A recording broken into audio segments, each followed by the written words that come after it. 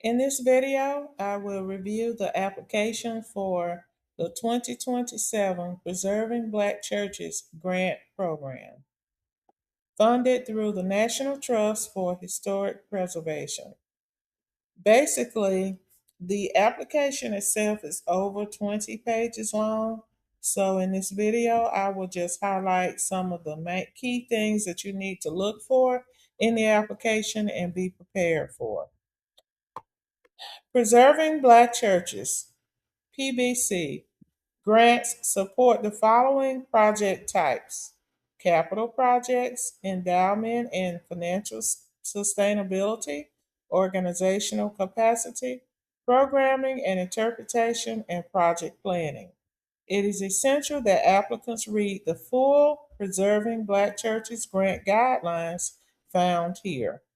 Grants will range from $50,000 to $500,000. Any request below $50,000 will not be considered. Applications are due September 11th, 2026 by 5 o'clock p.m. Eastern Standard Time. Late applications will not be reviewed. Answers must be typed in the space provided, and all character counts include spaces. In other words, if you have a section that only allows 200 characters, even the spaces between the words will count as a character. For questions regarding project eligibility, please contact actionfundgrants at savingplaces.org. Please add administrator at grantinterface.com and actionfundgrants at savingplaces.org to your address book to ensure you receive all email messages related to your grant application. Now, I am not affiliated with any of these organizations. I am a professional grant writer. But I had about 3 or 4 calls just today about this particular grant program, and I simply decided to do a video just to highlight some of the important aspects of it. I do not read direct messages. If you need to reach me, you'll have to use the link in my bio and locate the email address. I will also refer to that at the end of this message. The only reason that you should contact me is if you decide that your organization would like assistance with the grant application. Now, I believe that everyone can complete this grant application without assistance. If you need assistance, contact the email that's in the application. But I do believe after looking at the application, I think that everyone can submit it on their own. If in fact you feel like you cannot or you need assistance, then I will provide information later on how to contact me for that purpose. Applicant information. This particular application requires an EIN number that's assigned by the IRS. So again, read all of the information. I'm not going to go over everything because again, it is 20 pages long and it will take about 30 minutes to review everything. But here's what you want to look for.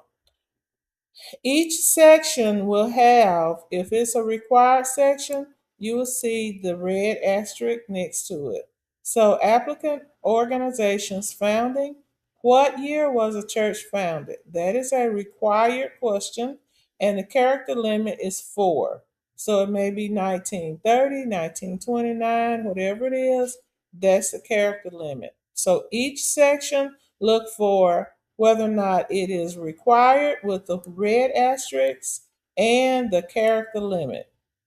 The next section is the grant primary contact. This is a person who will serve as a primary point of contact for all grant related correspondence for handling the required grant reporting if the project receives funding. Please note that email is a primary method of communication that's used by National Trust staff to provide essential grant related information. And the character limit for the grant primary contact's name is 75 characters.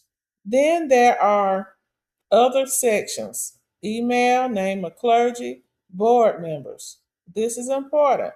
If your organization has an active board, please list the names and titles of current board members. Character limit is 500. In my experience, if an organization asks you if there's an active board, then it is possible that they will come back and require board minutes to see who was present, who was not present, to see if you're following the guidelines and bylaws of the organization. Staff information, decision making process. How did you find out about the grant? If you had any previous engagement with the National Trust for Historic Preservation, then there are choices that you can make, and it says to check all that apply if you've had any previous engagements with these organizations. Your church denomination affiliation is a required question, and there are choices for that. Congregation size, community type, whether or not urban, suburban, or rural. The annual church or organization's income. The financial status is a required question where you have to attach the church's or organization's annual financial statement. And it tells you what that can be. This is important as well. The file size for this attachment is limited to 2 MB or less. Community presence and partnerships. So these are questions that you have to answer. It is a required question. For an example, does a church or organization regularly collaborate with other organizations to serve the community? The current site use, whether or not a nonprofit is church affiliated, is housed within the building, the church is not in use, or if a nonprofit organization that's not affiliated is housed within the building.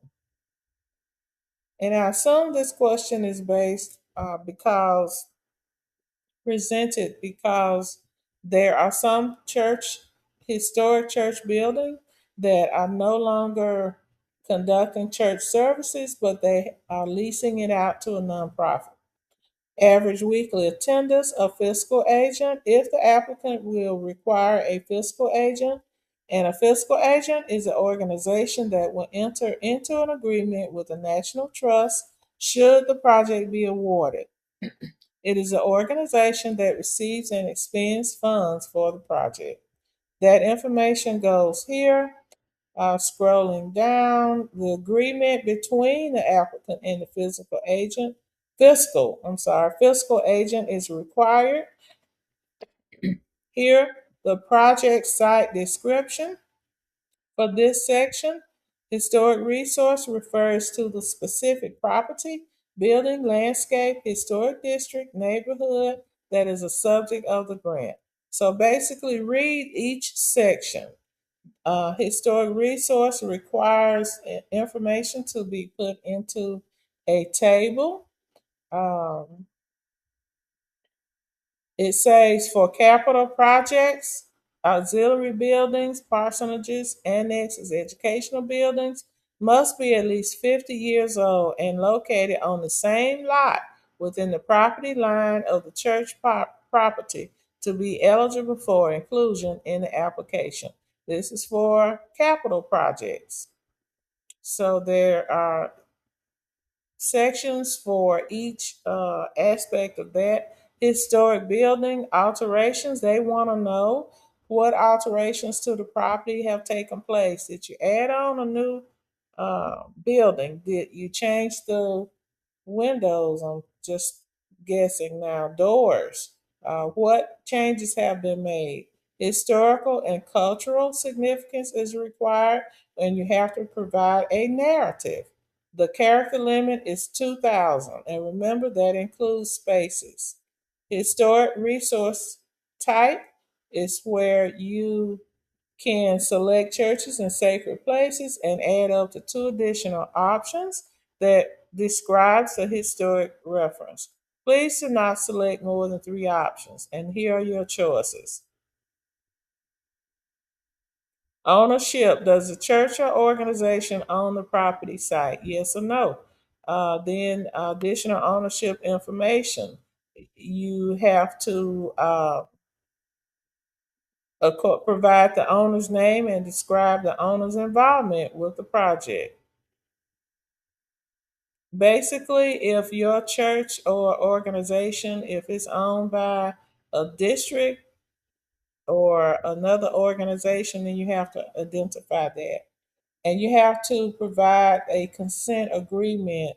The file size is 3 megabytes or less. Then project information name, you give the name.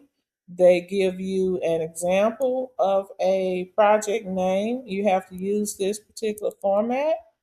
Character limit is 100. Provide a brief description. What are the goals? What issues will address it? Is it urgent? Outcomes and intended uses. Okay, project type, you want to select a choice. Capital, endowment, and financial sustainability, programming and interpretation, project planning, organizational capacity. Has a project consultant or contractor been selected? Yes or no? Please note that if your organization receives a grant, then all final consultant and contractor selections must be approved by the National Trust. Amount requested will range from 50,000 to 500,000. Requests below 50,000 will not be reviewed. I'm not sure if I mentioned earlier that there is a one-to-one match. So if your grant request amount is $50,000, then there has to be a match of $50,000. You can ask for more information as to whether or not there has to specifically be a cash match or if it could be resources, building resources, in kind, um, personnel, match. So you can find out whether or not, those are, that would be one of the stipulations. Okay, they give information about the payments. So they ask a question in this section. Let's see. What is the organization's plan to keep the project on schedule and meet contractual financial obligations to consultants or contractors? Here's an example of how to respond. We have $10,000 budgeted and etc. So they give you an example of how to respond to that question under project funds management, and the character size is 750 characters. There are other questions. If you're applying for a capital project, then this section you have to provide information for it. Architectural significance is a required section. What is the type of building? Style, the builder, role of the church members. Character limit is 1,500 characters. They want you to describe any prior preservation planning work that is underway or completed within the last 10 years. And the character limit is 1,000. Planning documents, planning work still needed. Capital project description. Please provide a detailed description of the proposed capital project. And there are other bits of important information there. But you can see that there's quite a bit depending on the type of application project that you're applying for. You just have, the main thing is to look for what's required, what the question is, and the character limit. You should be fine with this. Organizational capacity is very important. I'm going to keep on going because we're almost at 15 minutes. But just remember to read each section, take your time and answer. Look over the application, this information first to see what you need to start collecting, because September 11th will be here quite soon. So you want to go on and collect your information that they're asking for before you start the application. I'm sure there's a way to save it once you get started, but it is much easier if you already have the information. Here's something that's very important: a planning project timeline. Um, what are your proposed dates to start and complete your project? Okay, so let's go on to the very end, your budget, and they give you examples of what is eligible, what is an eligible cost, indirect cost, key characteristics of an indirect cost. So, indirect costs, these are costs that are required for your organization to operate. So, power, water, gas, electric, security, rent if you have rent. Let's see what else. All of these sections near the bottom are required based on the type of program that you are applying for. Um, let's see. Going on to the very end, but I just want you to see that we're at page 19 now. It's a very long application. However, it is not difficult at all. Partnership information is there, letters of support. It say do not have letters mailed to the National Trust for Historic Preservation. Letters of support must be uploaded in the spaces below to be considered, and they tell you who to address the letters of support to. So letter of support 1, 2, and 3. Each has a file size limit of 1 MB. Then you have to include photographs, and just be aware that there are specific guidelines for the photograph. All photographs have to be in JPEG format, and you have to name each photo using this format. So example A, you have to use their format, and there's a section for each of the photographs. But I think that that is about it. Let's see what this is. Social media platform participation. They want to know what platforms your organization is on. And then there's a certification section that's very important, where you identify who the duly authorized representative is of the application. And let's see now if I am able to skip. Um,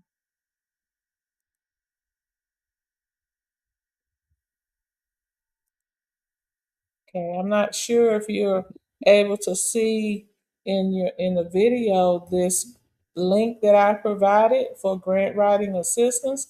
This is only if you need assistance, but I will leave the link in the comment section, or you can go to the link in my bio in order to find this sign up form for grant writing assistance.